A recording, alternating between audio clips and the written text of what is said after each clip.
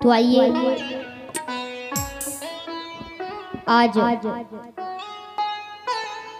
भागवत जी का 6वां दिवस है और आज आप लोगों ने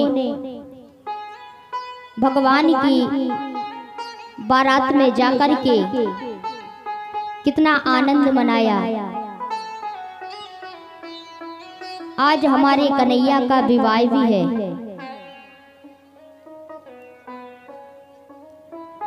आप लोग यह बताएं, भगवान की बारात में कौन कौन गया था? हाथ खड़ा करो। बस इतने ही लोग गए थे।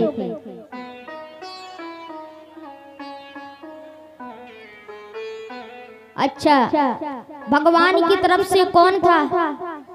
हाथ खड़ा करो। और रुक्मणी जी के साथ में कौन कौन था? दोनों पार्टी बराबर थी। लड़की वाली तरफ से कौन था? हाथ खड़ा करो। दोनों पार्टी बराबर थी।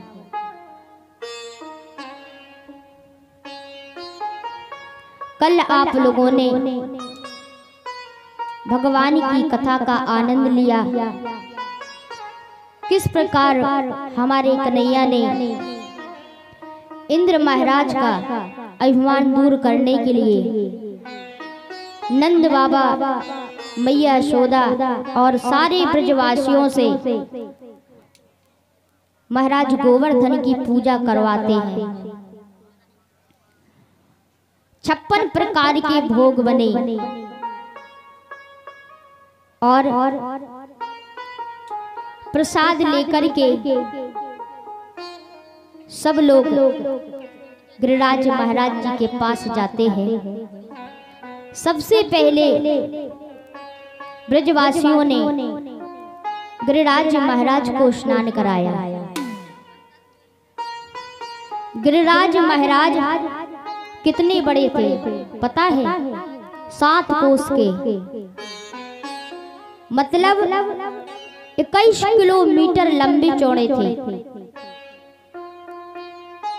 अब ब्रजवासियों ने सुबह 6 बजे से स्नान कराना प्रारंभ किया।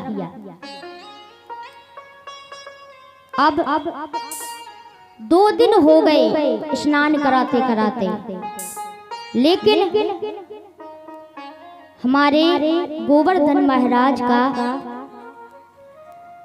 एक नख भी गीला नहीं हुआ। सारे ब्रजवासी थक गए। कन्हैया से कहने लगते, अरे लाला, तुम्हारा गिरिराज महाराज कैसा है? हम तो थक गए नहलाते नहलाते। कन्हैया ने कहा, तो क्या चाहते हो तुम? बोले, हम तो यही चाहते हैं कि अब हम थोड़ा सा जल चढ़ाएं तो आपका गिरिराज यह समझ ले कि हम पूरे स्नान हो गए। बोले ठीक है। अब गिरिराज महाराज को प्रसाद लगाया।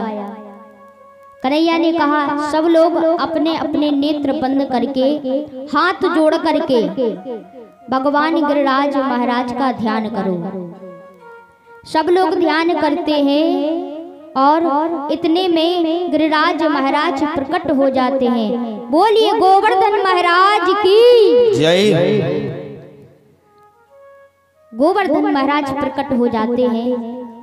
एक रूप में कन्हैया ब्रजवासियों के सामने खड़ा है और दूसरे रूप में गिरिराज महाराज के ऊपर विराजमान है।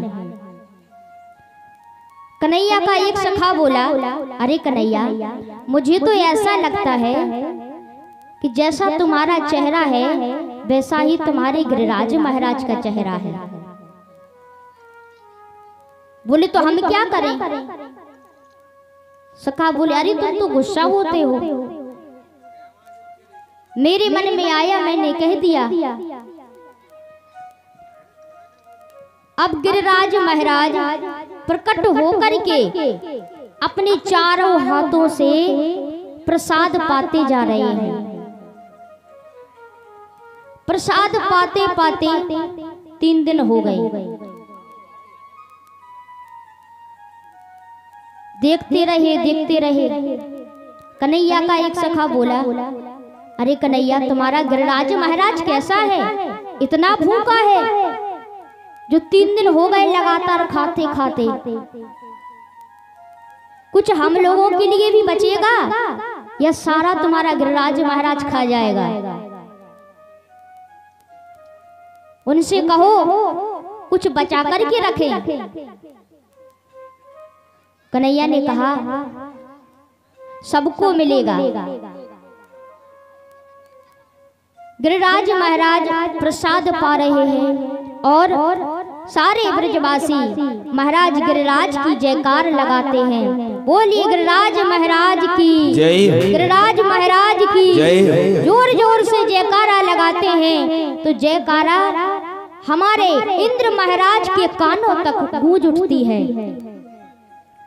और इंद्र महाराज अपने गढ़ों से कहते हैं, जरा जाकर के तो देखो इतना हल्ला क्यों मच रहा है। इंद्र के गढ़ देखते हैं और देख करके इंद्र महाराज को बताते हैं, अरे महाराज, वहां तो आपकी पूजा बंद हो गई और महाराज गिरिराज की पूजा होने लगी। आपका तो पत्ता साफ हो गया। बोले अच्छा, और एक और बात है, नंद के लाला ने आपकी पूजा बंद करवाई है और खुद भगवान बन करके प्रसाद पा रहा है।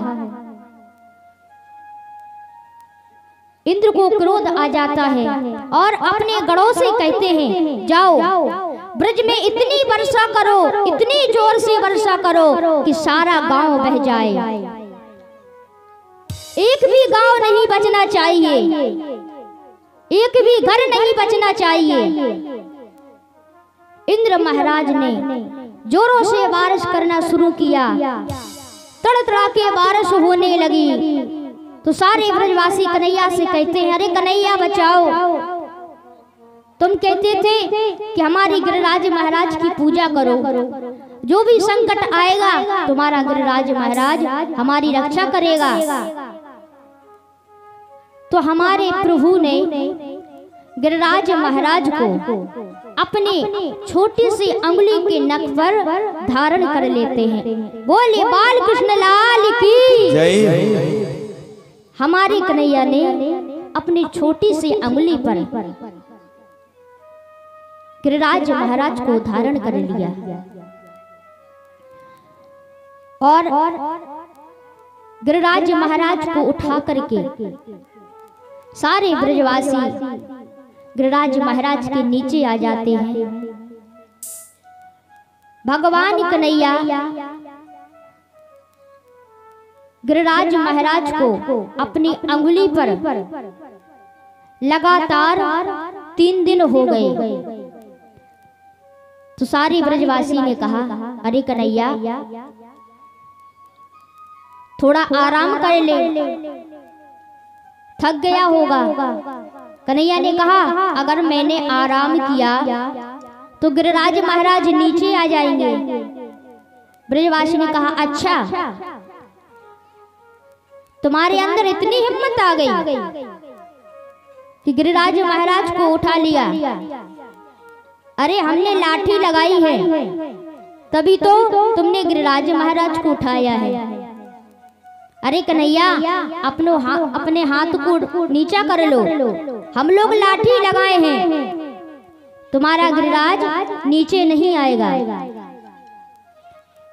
कन्हैया ने सोचा क्यों ना अंगुली को थोड़ा ढीला करते हैं।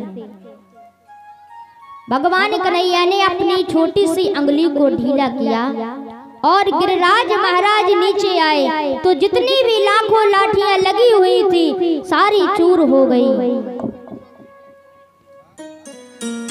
ब्रजवासी कहते हैं, अरे कन्हैया साधु साधु। ब्रजवासियों ने कहा, अरे कन्हैया तुम्हारे अंदर इतनी हिम्मत कहाँ से आई, इतनी ताकत कहाँ से आई? कन्हैया ने कहा, अरे काका जी, आप जब भगवान गिरिराज महाराज की पूजा कर रहे थे और मैंने जब गिरिराज महाराज को उठाया, तब आप लोग मेरी तरफ नजर लगा करके देख रहे थे। उसी समय आप लोगों के अंदर जितनी भी शक्ति थी वो हमारे अंदर आ गई। सारे ब्रजवासी कहते हैं, तभी तो हम इतना सोचते हैं कि आजकल हमारे अंदर की शक्ति इतनी क्षीण क्यों हो रही है, हम इतने कमजोर क्यों होते जा रहे हैं। अरे लाला, पहले तो तुम माखन चुराते थे, अब हमारे अंदर की शक्ति भी चुराने लगे, बड़े चोर निकले। कन्हैया ने कहा, यशोदा मैया के हाथों से मैंने माखन खाया है, कुछ बल उसका भी बड़ा, और राधा जी की कृपा से मैंने गिरिराज महाराज को धारण किया। भगवान कन्हैया अपनी छोटी सी अंगुली पर महाराज गिरिराज को उठाए हुए 7 दिन हो गए। तो इंद्र ने सोचा, अपने गणों से कहा कि जाओ, जाकर के देख करके आओ, अगर सारा गांव बह गया हो तो वर्षा बंद कर दो। इंद्र की गण देखने आते हैं और देख करके कहते हैं, अरे महाराज, वहां तो पूरा ब्रज सूखा पड़ा हुआ है, वहां तो पानी की एक भी बूंद नहीं है। इंद्र बोले, अरे ये कैसे हुआ? वर्षा तो इतनी की और इतनी जोर से भी की, तो सारा पानी कहाँ चला गया? आपको बताएं पानी कहाँ गया? एक कोने में हमारे भगवान का सुदर्शन चक्र बैठा हुआ है, वो पानी को सुखा रहा है। एक कोने में शेषनाग जी बैठे हुए हैं, बांध लगाए, और एक तरफ अगस्त मुनि भी बैठे हैं, वो पानी को ग्रहण करते जा रहे हैं, सारा पानी पी गए।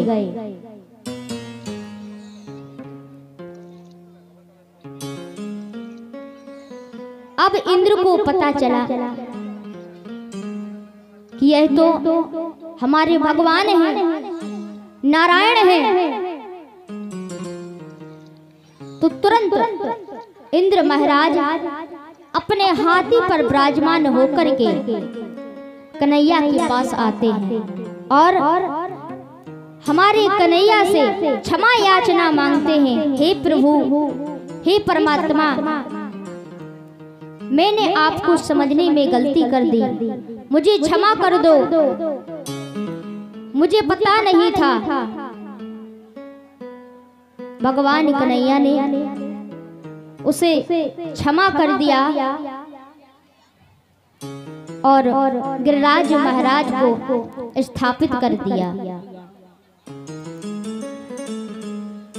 एक दिन भगवान कन्हैया पीपल के वृक्ष के नीचे अपनी बांसुरी को बजा रहे थे। उस बांसुरी को सुनकर के ब्रज की सारी गोपियां दौड़ पड़ती हैं। जैसे ही बांसुरी की तान बजे, उसी तरह दौड़ी दौड़ी गोपियां आती हैं और आकर के नृत्य करने लगती हैं। भगवान शंकर देखते हैं कि आज हमारा भगवान बांसुरी बजा रहा है, सारी गोपियां नृत्य कर रही हैं, क्यों ना आज हम भी नृत्य करने के लिए जाएं। तो भगवान शंकर कन्हैया के पास जाते हैं हमारे कन्हैया जी अपने नेत्रों को बंद करके बांसुरी बजा रहे हैं। सारी गोपियां आज नृत्य कर रही हैं। भगवान शंकर भी नृत्य कर रहे हैं। और नृत्य करते करते गोपियों को पता भी नहीं चला कि सुबह से शाम कब हो गई। भगवान कन्हैया जैसे ही अपनी बांसुरी की तान बजाते हैं, एक गोपी अपने घर में भोजन बना रही थी, तो भोजन को छोड़ करके भगवान कन्हैया के पास में चली जाते हैं। एक गोपी अपने बेटे को काजल लगा रही थी और एक आंख में काजल लगाई और दूसरी आंख में जैसे ही लगाने वाली थी तो भगवान की बांसुरी को जैसे ही सुना तो वह अपने बेटे को छोड़ करके वो गोपी भगवान कन्हैया के पास जाती है। एक गोपी अपने पति को भोजन करा रही थी और जैसे ही भगवान कन्हैया की बांसुरी को सुना तो दौड़ लगाती हुई भगवान कन्हैया के पास में जाती है।